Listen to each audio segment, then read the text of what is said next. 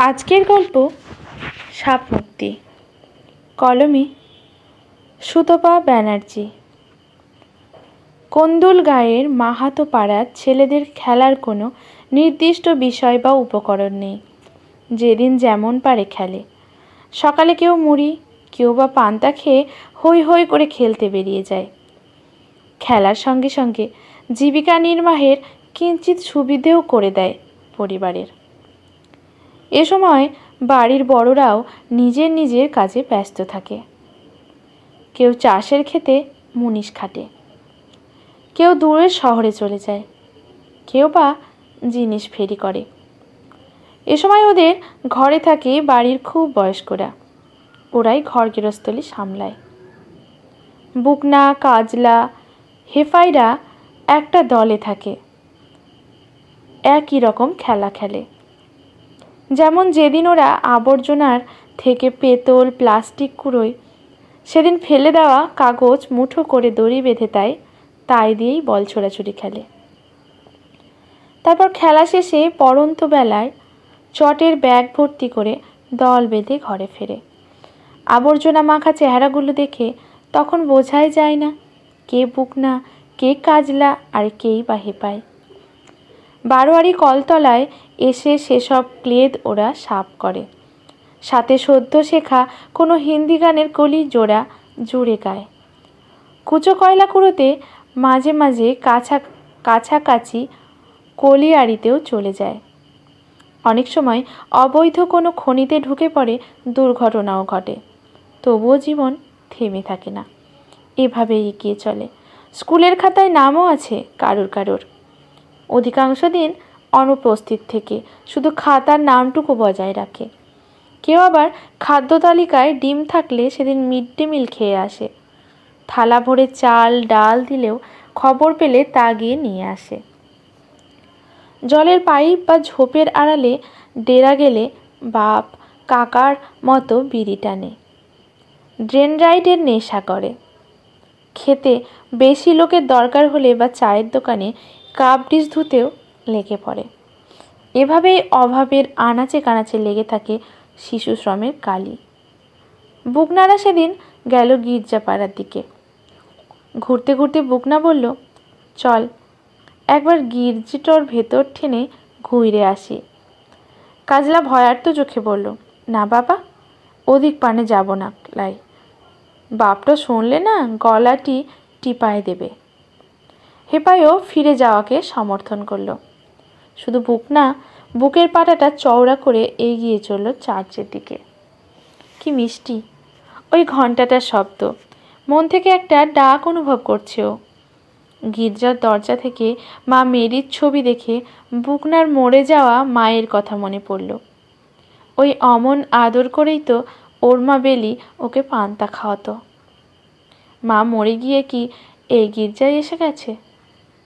Father জোসেফকে দেখে বুকনা কাঁদো কাঁদো মুখে বলল, এই দেখতে আইছিলাম তোমাদের মন্দিরটা। ফাদারের মুখের হাসি দেখে বুকনার সাহস বেড়ে গেল। আঙুল তুলে যীশু খ্রিস্টের মূর্তি দেখিয়ে বুকনা বলল, ও কি তোমাদের ঠাকুর? এত রক্ত কেনে? ও কে ফুঁড়ে দিলেক? ফাদার হেসে বললেন, এসব অনেক বছর আগের ঘটনা। মানুষ ওনাকে অবিশ্বাস করে এই ঘটনা ঘটিয়েছিল। বুকনা চটপট করে উত্তর দিল, ঠাকুরেরও অবিশ্বাস যাওয়া যায়? কাজলার মাতাল বাপির মতো? ও মদ তো খেয়েই বলে ঠাকুরকে, আমি ওকে চিনিলাই। ফাদার বুকনাকে বোঝাতে চেষ্টা করলেন, এ সেরকম নয়। মানুষকে ভালোবেসে মরে গিয়েও মানুষের জন্য মানুষের কাছে থেকে যাওয়া যায়। বুকনা কতকটা বুঝলো, কতকটা বুঝলো না। শুধু প্রতিক্রিয়া স্বরূপ মাথা নেড়ে গেল।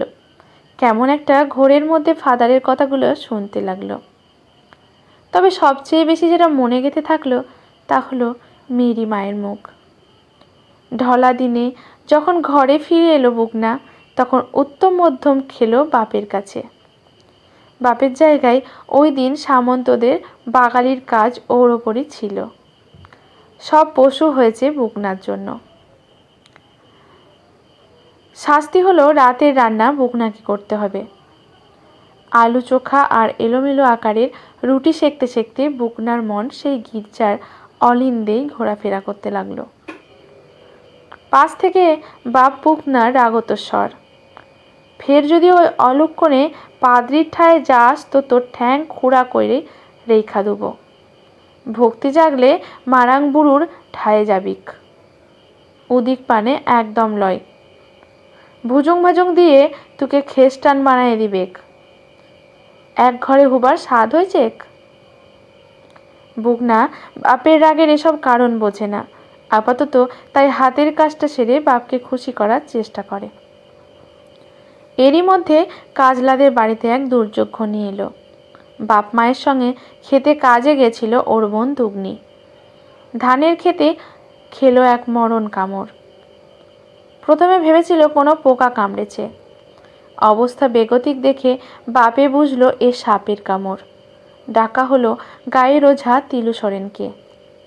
খানিকটা তেল পোড়ার ছটা খেয়ে যখন দুগনি আরও নেতিয়ে পড়ল, তখন গায়ের শিশু শিক্ষা কেন্দ্রের শিক্ষক হারানবাবু বললেন, দুগনিকে স্বাস্থ্যকেন্দ্রে নিয়ে চল, এসব ওঝার কম্ম নয়। উপস্থিত সকলে রাগ ও অবিশ্বাস দেখালেও দুগনির মায়ের কাতর আবেদনে শেষ পর্যন্ত স্বাস্থ্যকেন্দ্রে যাওয়া হলো। কিন্তু ততক্ষণে ওর অবস্থা হাতের বাইরে চলে গেছে। ওকে আর বাঁচানো গেল না। কান্নাকাটি ওর ভিড়ের মাঝে কাজলা বিড়বিড় করে কি বলল তা অন্যরা না বুঝতে পারলেও পাশে দাঁড়ানো বুকনা বুঝল। কাজলার মনের মধ্যে ঝড় চলছে। বোন দুগনির এভাবে মরে যাওয়াকে কিছুতেই মেনে নিতে পারছে না। অন্ধবিশ্বাসগুলোকে ওর কৈশোরের সমস্ত শক্তি দিয়ে পিষে ফেলতে চাইছে। কদিন মন খারাপ করে থাকলেও এরপর কাজলার স্কুলে যাওয়া নিয়মিত হলো। মেয়েকে হারিয়ে ওর বাবা মাও কাজলাকে কাজের ব্যাপারে কম চাপ দেয়। বুকনা আর হেপাইকে এখন কাজলাকে ছাড়াই খাদান, বালির চর, আবর্জনা স্তূপের মধ্যে ঘুরতে হয়। কখনো সঙ্গে থাকে পুটুলি বাঁধা মুড়ি, যা ওরা মাঠে বসে গল্প করতে করতেই খেয়ে নেয়। অনেক দিন পর স্কুলের ছুটি থাকায় 3 বন্ধু আবার এক হয়েছে। হেফাই খুশিতে ডগমগ হয়ে খবর দিল, 8-10 দিন পর আমাদের বিয়া ঘর। আমার শেষ দিদি ললির বিয়া, তোদেরও নেমন্তন্নটা থাকবে। কাজলা গম্ভীরভাবে বলল, অত লাচিস লাই, তোর দিদির 18 হয় লাই, ও বিয়া লয়, উটো আটকা কেনে? হেপাই অবাক হয়ে বলল, তুই খুশিটা আটক করতে কইছিস? এই বাবা, তোর মতলব কি কত? কাজলা আরও কাছে এসে বলল, এ বিয়াটো মুদের আটক করাইতে হবে, না হলে তোর দিদি ধাক্কাটো সইতে লারবে। বুকনার মস্তিষ্ক এখন অনেক পোক্ত। ও একমত হলো কাজলার সঙ্গে। এরপর ওরা লেগে পড়ল হেপায়ের সেজ দিদির বিয়ে আটকাতে। ঘটনার আজ পেয়ে বাড়ির বড়রা হেপাইকে মারধর করলেও পুলিশ প্রশাসনের কাছে হার মানতে হলো। বুকনা কাজলার হাত ধরে বলল, তোর লেগে মোর দিদিটা বাঁচল। কাজলা এখন স্কুলের পর স্বাস্থ্য, শিক্ষা, অল্প বয়সে বিয়ে দেওয়া এগুলোর বিরোধিতা করে গান বাঁধে। এ গায়ে সে গায়ে এখন ওর গায়েন বলে নাম হয়েছে। গায়ের পঞ্চায়েত থেকেও এ ধরনের অনুষ্ঠান করে বিভিন্ন জায়গায়। কাজলার সঙ্গে থেকে থেকে বুকনা আর হেপাইয়েরও অনেক উন্নতি হয়েছে। গায়ের সবুজ জল হাওয়াকে যেমন ওরা উপলব্ধি করে, সেই রকম জড়িয়ে থাকা কুসংস্কারগুলোকেও ওরা চিনতে শিখেছে, কাটিয়ে উঠতে শিখেছে। গায়ের পুরনো কালী মন্দিরে মূর্তি বদলের দিনে জোর উৎসব হয়, মেলা বসে। বুকনার বাপ মেলায় দোকান দিয়েছে। সেই দোকান সামলাতে বুকনার সঙ্গে কাজলা ও হেপাইও হাজির হয়েছে। ফুল, বেলপাতার দোকান। হেপাই গিয়ে ভক্তদের হাতে ডালা ধরিয়ে দিচ্ছে। কি মনে হতেই কালী প্রতিমার দিকে তাকিয়ে হেপাই মনে মনে বলল, গায়ের সকলের ভালো রাখো মা, সকলের ভালো কইরো। দুদিনের মেলায় বিক্রি মোটামুটি হলো। বুকনার বাবাও ছেলের চেষ্টায় খুশি হলো। তবে হেপাইয়ের মঙ্গল কামনা সত্ত্বেও কিছু বিপদ সম্ভাবনা দেখা গেল। গায়ের প্রান্তে নতুন বাস করতে আসা এক পরিবারের একটা বাচ্চা ছেলেকে জঙ্গলে বল ভেবে একটা গোলককে লাথি মারলে বিস্ফোরণ ঘটল। বরাত জোরে ছেলেটার একটা আঙুল পুড়ে যাওয়া ছাড়া বিশেষ ক্ষতি হলো না। তবে গায়ের শান্তি নষ্ট হলো। পরস্পরকে দোষারোপ অবিশ্বাস করা শুরু করলো। শুধু হেপাইয়ের দৃঢ় বিশ্বাস হলো ওর প্রার্থনার জন্য বড় কোনো ক্ষতি হয়নি।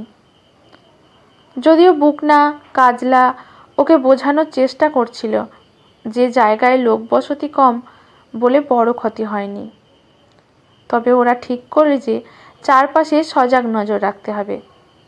অন্য বন্ধুদেরও ব্যাপারটা বোঝাতে হবে যাতে আরও বড় কোনো বিপদ না হয়। বুকনাদের সচেতন হলে নজর এলো এলাকার বিভিন্ন অচেনা লোকের যাতায়াত বাড়ছে, যারা ঠাকুর দালানে, মেলায়, উৎসবে, বাজারে ভিড়ের মাঝে মিশে নানা বিভেদের কথা বলছে। এলাকায় হিংসা ছড়ানোর চেষ্টা করছে। বুকনারা গায়ের কিশোর যুবকদের সজাগ করল, কেউ যাতে কোনো রকম ভুল বুঝিয়ে এলাকার শান্তি না নষ্ট করতে পারে। বুকনার বাবা রাগ দেখিয়ে বলল, এসব ওই গির্জের দিশি সাহেবগুলোর কাজ।